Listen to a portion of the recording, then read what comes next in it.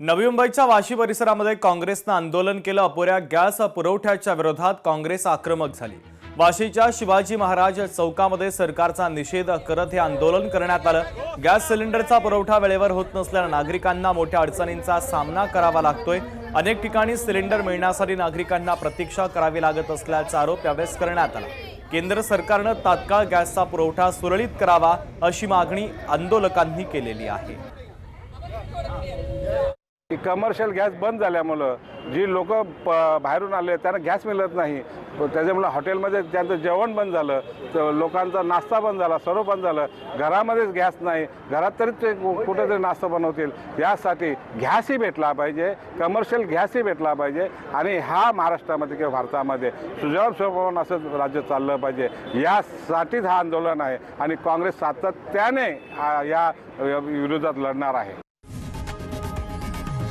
लोकशाही मराठी ऐका, पहा, जागरूक रहा।